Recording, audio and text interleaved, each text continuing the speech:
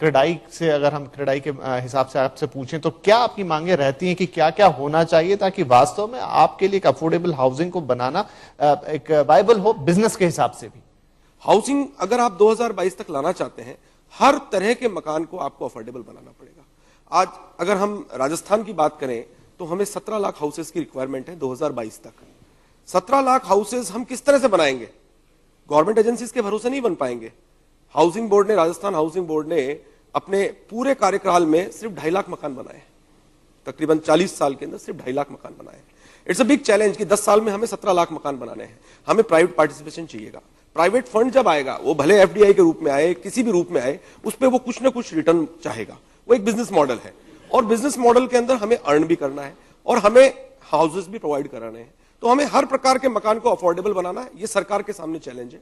वो housing sector को priority sector का दर्जा देवे, सिंगल विंडो क्लियरेंस करे, with in 30 days, with in 45 days project approve हो जाए, प्रोजेक्ट पे काम शुरू हो जाए, तो वो 30% हम इजीली बचा लेंगे। दूसरा जो प्रायोरिटी सेक्टर की मैं बात कर रहा हूं, प्रायोरिटी सेक्टर के अंदर आप बिल्डिंग मटेरियल के ऊपर वेट को आप रिड्यूस कर सकते हैं, सब्सिडाइज कर सकते हैं और फिर आप कॉस्ट को रिड्यूस कर सकते हैं। तो अल्टीमेटली हर तरह के मकान को हमें अफोर्डेबल बनाना है। विनय जी, क्योंकि आप अफोर्डेबल हाउसिंग को रिप्रेजेंट करते हैं, तो अक्सर ये हमको हर सिटी में ही देखने को मिलता है कि डिमांड और सप्लाई में एक अजीब सा मिसमैच है। मिसमैच से यहाँ मतलब है कि डिमांड है अफोर्डेबल की या एमआईजी सेगमेंट की, लेकिन ज्यादातर जो प्रोजेक्ट आते हैं वो सब थोड़े अपर साइड पर आते हैं, लग्जरी कह लें, अल्ट्रा लग्जरी कह लें। तो हर कोई इस तरह के प्रोजेक्ट बनाने की कोशिश कर रहा है जहां पर उसके मार्जिन ऊपर हों, जहां पर उसको कस्टमर्स ऐसे मिले जहां से बहुत इजी मनी आ जाए, बहुत छोटे छोटे हिस्सों में उसको ना बेचना पड़े। तो क्या ये चीज यहाँ पर भी है? अगर मैं जयपुर की बात करूं, जयपुर में है ऐसी चीज और ये इनफैक्ट पूरे इंडिया में ही ऐसा है। और इसको अगर आपको काउंटर करना है तो सबसे बढ़िया बात यह है कि जैसा अभी सबने सुझाव दिया है कि सिंगल विंडो होना चाहिए, टैक्सेशन में रिलीफ होना चाहिए, और सबसे बड़ी बात क्या होती है, हमें एक फिक्स प्राइस के ऊपर अफोर्डेबल हाउस को बेचना होता है। अगर हम अफोर्डेबल हाउस के बाहर निकल करके बात करें तो वहां पर डेवलपर के पास में एक रास्ता होता है कि अगर मटेरियल कॉस्ट बढ़ गई है तो हम अपनी रेट्स बढ़ा देते हैं, लेकिन अफोर्डेबल हाउसिंग के अंदर में हम रेट को एस्केलेट नहीं कर सकते। वहां पर हमें टैक्स बेनिफिट्स चाहिए, हमें प्राइमरी सेक्टर की गारंटी चाहिए कि हमको प्राइमरी सेक्टर के अंदर में डाला जाए, इंफ्रास्ट्रक्चर के अंदर डाला जाए, हमको लोअर कॉस्ट के ऊपर में सरकार हमको इंटरेस्ट के ऊपर, कम इंटरेस्ट के ऊपर में पैसा दे। और सबसे बड़ी बात, इसी एनडीए गवर्नमेंट ने पिछले रिजीम के अंदर 80IB के नाम से एक जी 80IB का नाम आया है, बहुत मैं उसका नाम लेने भी वाला था, लेकिन उस 80IB के साथ एक और चीज जुड़ी हुई है। मतलब हो सकता है वो सुनने में शायद सबको अच्छी ना लगे, लेकिन 80IB का दुरुपयोग भी बहुत ज्यादा हुआ। देखिए, जब कभी भी कोई एक नई पॉलिसी आती है उसमें दुरुपयोग होते हैं, और सिर्फ इसी पॉलिसी के साथ नहीं, हिंदुस्तान में बहुत सारी पॉलिसीज के साथ दुरुपयोग हुए हैं, लेकिन उसके बेनिफिट्स कितने हुए हैं वो आप समझने की कोशिश करें।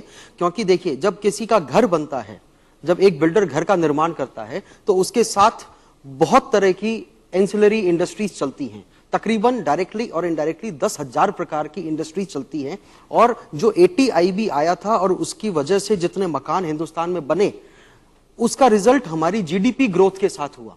और इसीलिए मैं कहता हूं, हमारे प्रधानमंत्री जी ने एक नारा दिया है, मेक इन इंडिया। मैं इस मंच से सबके लिए एक बात कह सकता हूं, अफोर्डेबल हाउसिंग इतनी बढ़िया चीज है कि हम ये कह सकते हैं, come let's make India, because we are not making homes, we are making India. 80IB की हम जो बात कर रहे हैं, जैसा मैंने भी कहा कि दुरुपयोग हुआ उसका काफी, क्योंकि 80IB के नाम पे आपने रिलैक्सेशन ले लिए, लेकिन चीजें उस तरीके से बनी नहीं। जिस सेक्शन के लिए बनना था उसकी जगह वो मकान भी अपर सेक्शंस को ही बेचे गए। तो यहाँ मुद्दा ये उठ के आता है कि क्या इंडस्ट्री या डेवलपर्स अपने आप को सेल्फ रेगुलेट करने की बात कहेंगे? क्योंकि जब रेगुलेटर की भी बात जो पिछले 2-3 साल से चल रही है, उसका भरपूर विरोध होता रहा है हर मंच पे, क्रेडाई हो, नरेडको हो, तो क्या बिल्डर खुद ये ओनस लेगा कि नहीं, हम खुद अपने आप को सेल्फ रेगुलेट करेंगे, ऐसी स्कीम्स आप लेकर आइए, कोई दुरुपयोग नहीं होगा? बहुत अच्छी बात आपने की।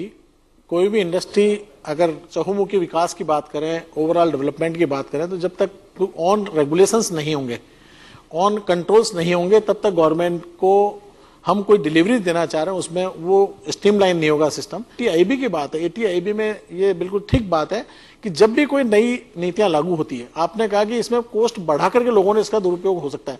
आज मैं कोई प्रोजेक्ट चालू करता हूं, उस समय मेरी रेट उसमें नियम था कि आपके 25 लाख तक के मकान होने चाहिए, 25 लाख तक के होने चाहिए। टाइम अप्रूवल में लग जाता है 2-3 साल। आज मैंने कोई चीज की 25 लाख कॉस्ट रखी है, 2 साल बाद उसकी कॉस्ट हो गई 35 लाख रुपया। How I can sell that product at the price of 25 lakhs? मेरा 2 साल का ब्याज उसमें लग गया। एफडीआई है तो उसका रिटर्न उसमें जुड़ गया, बैंक है तो बैंक को ब्याज दे रहा हूं मैं। तो ये सारा जोड़ करके वो चीजों में दिक्कत आती है। प्रैक्टिकल प्रॉब्लम है, ये मिसयूज नहीं है। तो इस चीज को देखते हुए आज गवर्नमेंट को सबसे बड़ा स्टेप ये लेना चाहिए कि इसमें एक तो एटीआई भी लागू करे दोबारा, कि आज कम से कम जो अफोर्डेबिलिटी 15 लाख थी वो आज 75 लाख रुपए तक के आज आम आदमी की आवश्यकता में 75 लाख तक का है।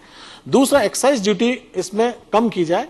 एक सर्विस टैक्स एक ऐसा मुद्दा है जो आपके माध्यम से मैं पूरे देश को बताना चाहूंगा, गवर्नमेंट से भी निवेदन करना चाहूंगा कि service tax is applicable on the services rendered to the customer. Housing industry is not providing any service. We are just selling our product to the customer as designed by us. नक्शे पास है, वो specific product है, वो product को cell कर रहा हूं मैं, कोई सर्विस नहीं दे रहा हूं। तो उसमें सर्विस टैक्स जो इम्प्लीमेंट किया गया एज ए कॉन्ट्रैक्टर मानते हुए, तो ये स्ट्रांगली हमारा कहना है कि ये सर्विस टैक्स नहीं लगना चाहिए। तो ये जब सारे टैक्सेस पे हम रिव्यू करेंगे और टाइमलाइन करेंगे तो निश्चित तौर से मैं कहता हूं 40% तक हम कॉस्ट को रिड्यूस कर सकते हैं। और जो आम आदमी की आज सपना है कि मैं 50 लाख का मकान खरीदूं, लेकिन उसकी ईएमआई इतनी आती है कि वो मकान खरीदने में सक्षम नहीं महसूस करता,